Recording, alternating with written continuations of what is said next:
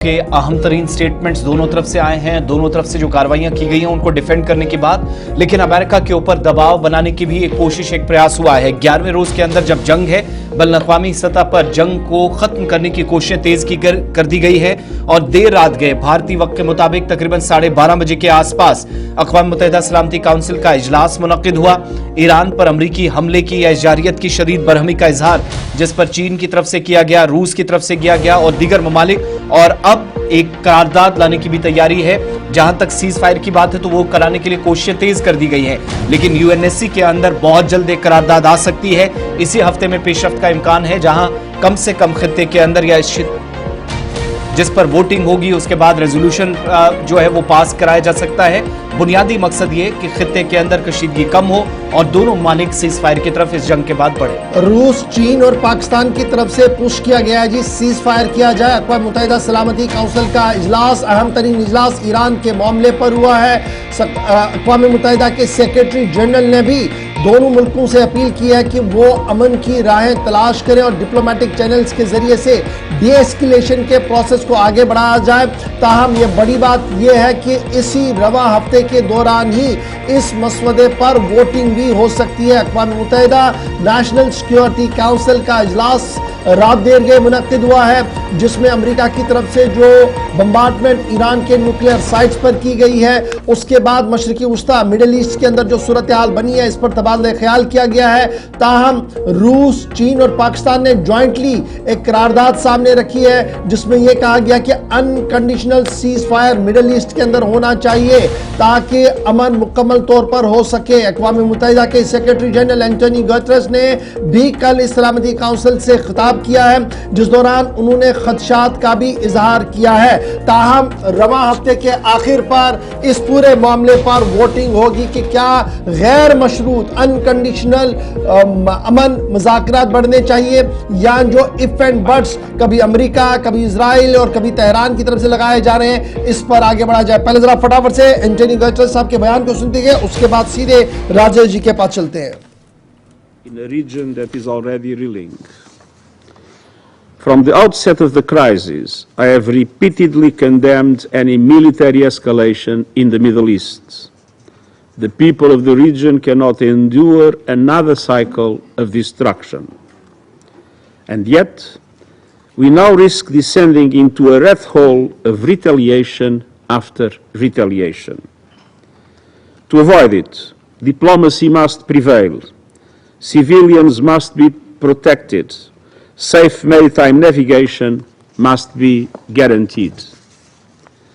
We must act immediately and decisively to halt the fighting and return to serious, sustained negotiations on the Iran nuclear program. We need a credible, comprehensive and verifiable solution, one that restores trust, including with full access to inspectors of the IAEA as the United Nations technical authority in this field. The Non-Proliferation Treaty is a cornerstone of international peace and security. Iran must fully respect it.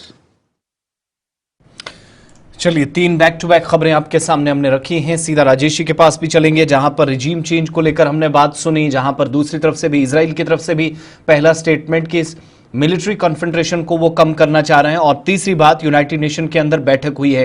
Rajesh ji, तीनों खबरों को एक साथ जरा conclude कीजिएगा, लेकिन important चीज, पहली बार हमने देखा 10-11 दिन की जंग के अंदर पहला पड़ाव जिसमें अमेरिका की तरफ से कार्रवाई की गई, और उसके बाद इजराइल भी थोड़ा सा स्टेटमेंट चेंज करके, या जबान उसकी पहली बार बदली कि अब हम भी तैयार हैं, लेकिन ईरान शर्तिया तौर पर हमले अपनी तरफ से हम पर रोके।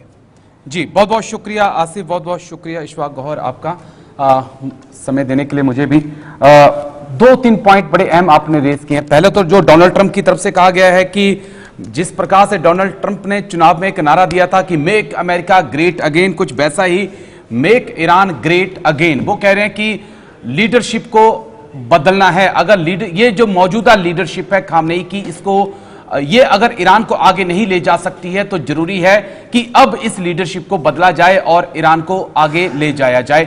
यानी कि अमेरिका की तरफ से एक इशारा साफ कर दिया गया है कि रजीम चेंज बहुत जरूरी है और जो कुछ हो रहा है इस वक्त उसमें एक रजीम चेंज का मुद्दा भी बहुत अहम है।